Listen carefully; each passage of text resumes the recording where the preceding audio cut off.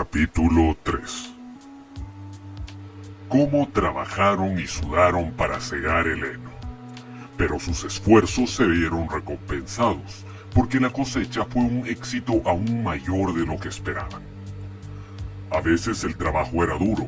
Los instrumentos no habían sido diseñados para los animales, sino para los seres humanos, y era un gran inconveniente que ningún animal pudiera utilizar herramientas hechas para trabajar de pie sobre las patas traseras.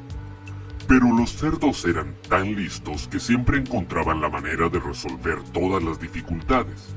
Los caballos, por su parte, conocían cada palmo del campo y entendían el trabajo de segar y rastrellar mucho mejor que Jones y sus hombres.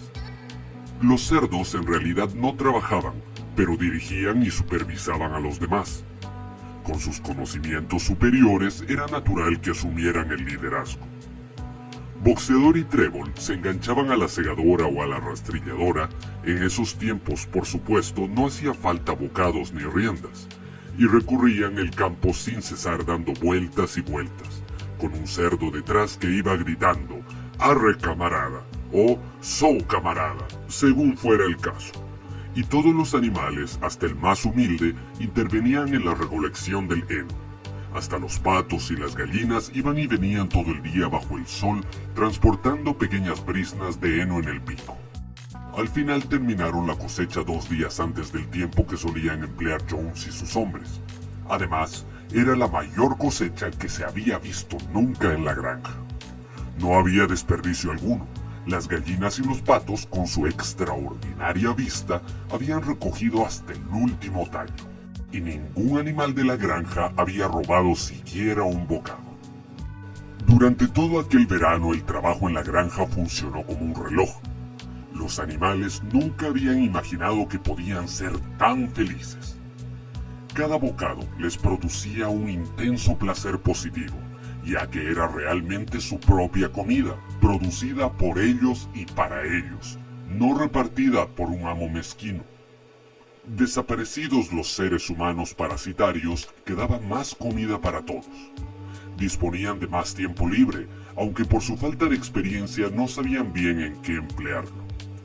Encontraban muchas dificultades. Por ejemplo, hacia finales de año, al cosechar el maíz, tuvieron que pisarlo al estilo antiguo y aventar la paja con el aliento, ya que la finca no poseía trilladora. Pero los cerdos, con su inteligencia, y Boxeador, con sus tremendos músculos, siempre resolvían los problemas. Boxeador era la admiración de todos. Había sido un gran trabajador, incluso en tiempos de Jones, pero ahora parecía más 3 caballos que 1. Había días en que todo el trabajo de la granja parecía descansar sobre sus fuertes hombros. De la mañana a la noche empujaba y tiraba, siempre en el punto donde el trabajo era más duro. Había hecho un arreglo con uno de los gallos jóvenes para que por la mañana lo despertara media hora antes que a nadie. Así podía hacer algún trabajo voluntario en el aspecto que resultara más necesario antes del comienzo de la jornada normal. Su respuesta ante cada problema y cada revés era «trabajaré más duro», y la había adoptado como lema personal. Pero todo el mundo trabajaba según su capacidad. Las gallinas y los patos, por ejemplo, al recoger los granos perdidos de la cosecha, rescataron 5 fanegas. Nadie robaba, nadie se quejaba de sus raciones, y las peleas y los mordiscos y los celos tan característicos de la vida en los viejos tiempos casi habían desaparecido. Nadie, o casi nadie, eludía el trabajo. Es cierto que Marieta no se destacaba por madrugar y solía dejar de trabajar temprano alegando que tenía una piedra en un casco. Y la conducta de la gata era un poco rara. Pronto se descubrió que cuando había el trabajo que hacer, la gata nunca estaba. Se esfumaba durante varias horas y reaparecía cuando iban a comer, o por la noche cuando había terminado el trabajo, como si nada hubiera ocurrido. Pero sus excusas eran siempre excelentes, y ronroneaba con tanto cariño que resultaba imposible no creer en sus buenas intenciones.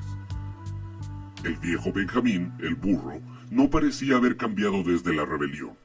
Hacía su trabajo de la misma manera lenta y obstinada que cuando los mandaba Jones, sin eludir nunca sus obligaciones, pero sin ofrecerse a hacer ninguna tarea especial.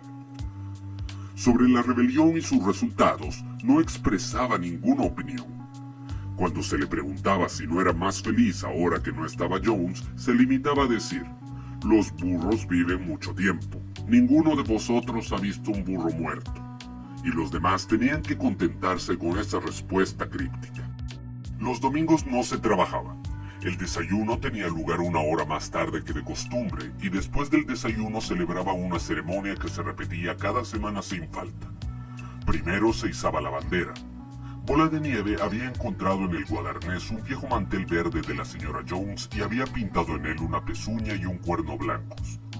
Lo subían al mástil del jardín de la casa cada domingo por la mañana. La bandera era verde, explicó Bola de Nieve, para representar los verdes campos de Inglaterra, mientras que la pezuña y el cuerno significaban la futura república de los animales, que surgiría cuando finalmente derrocaran a la raza humana. Después de izar la bandera, todos los animales iban en tropel al enorme establo para realizar una asamblea general conocida como la reunión. Allí se planificaba el trabajo de la semana siguiente y se proponían y se debatían las resoluciones. Esas resoluciones las proponían siempre los cerdos. Los demás animales entendían cómo votar, pero nunca se les ocurrían resoluciones propias. Bola de Nieve y Napoleón eran, con mucho, quienes más intervenían en los debates. Pero se notaba que esos dos nunca estaban de acuerdo. Cuando uno sugería algo, se podía tener casi por seguro que el otro se opondría.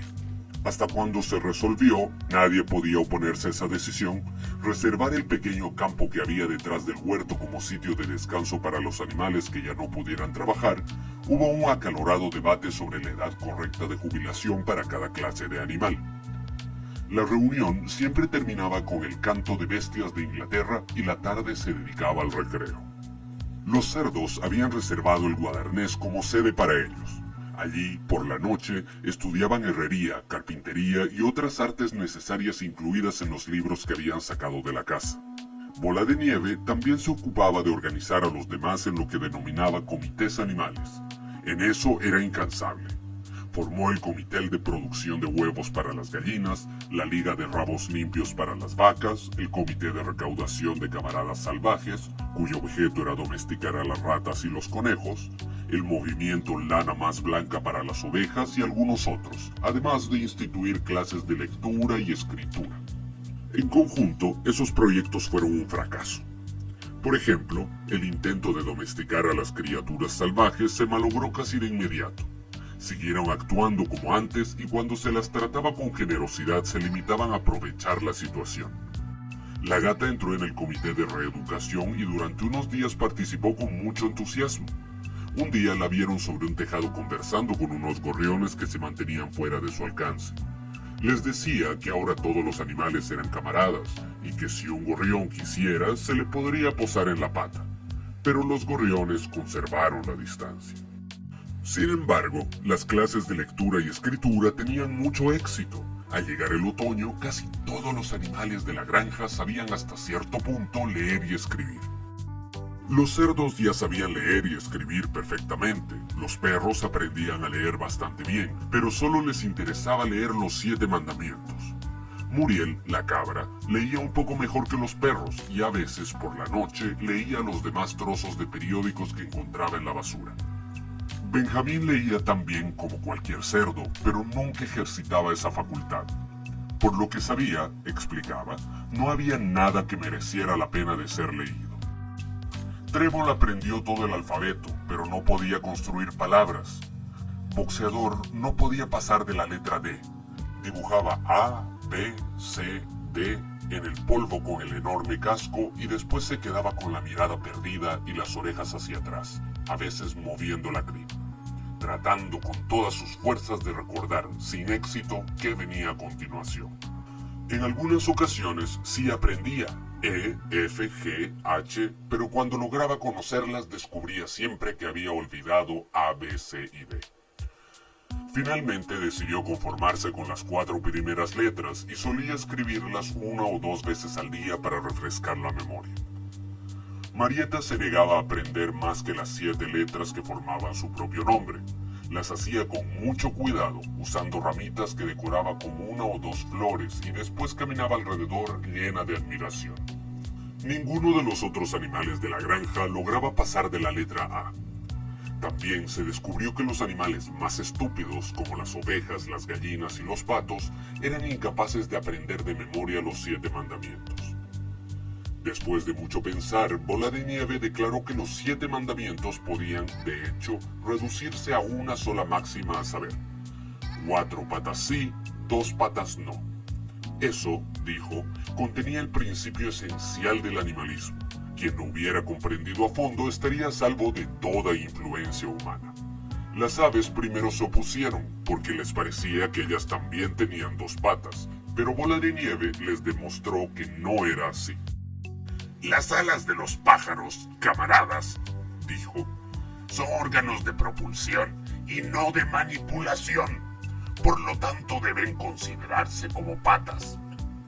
Lo que distingue al hombre es la mano, el instrumento con el que causa todo el daño.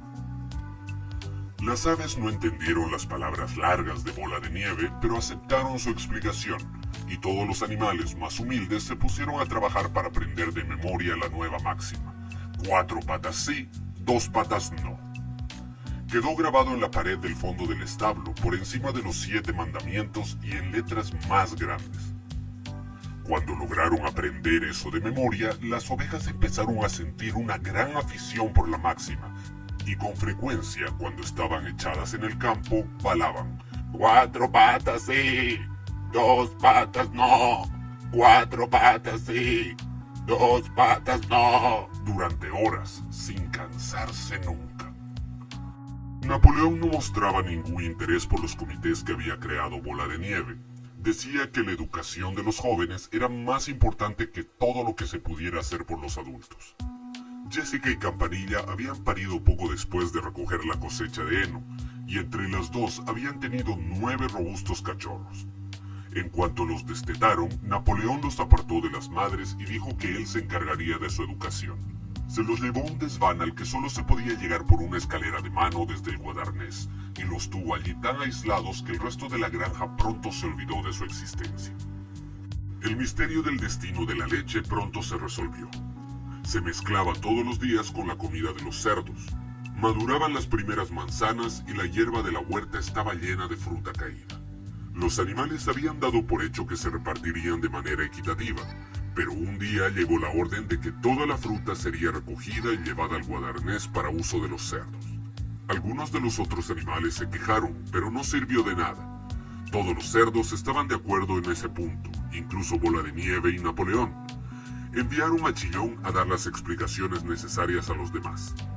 Camaradas, Gritó. espero que no penséis que los cerdos hacemos esto con espíritu de egoísmo y de privilegio. La verdad es que a muchos no nos gusta la leche ni las manzanas. A mí, por ejemplo, no me gustan.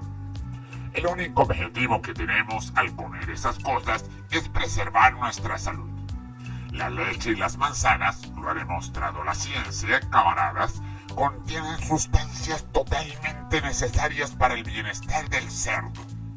Los cerdos trabajamos con el cerebro. La gestión y la organización de esta granja dependen de nosotros. Día y noche velamos por vuestro bienestar. Es por vuestro bien que bebemos la leche y comemos las manzanas. ¿Sabéis qué ocurriría si los cerdos no cumpliéramos con nuestro deber? ¡Volvería Jones! ¡Sí, volvería Jones! Y no creo, camaradas, exclamó Chillón, casi suplicante, brincando y moviendo la cola, que ninguno de nosotros quiera ver de nuevo Jones. Si de algo los animales estaban completamente seguros, era de que no querían la vuelta de Jones. Al oír las cosas explicadas de ese modo, no encontraron nada que objetar. La importancia de conservar el buen estado de salud de los cerdos era demasiado evidente. Se acordó entonces, sin más discusión, que la leche y las manzanas caídas, y también el grueso de la cosecha cuando madurase, se reservarían solo para los cerdos.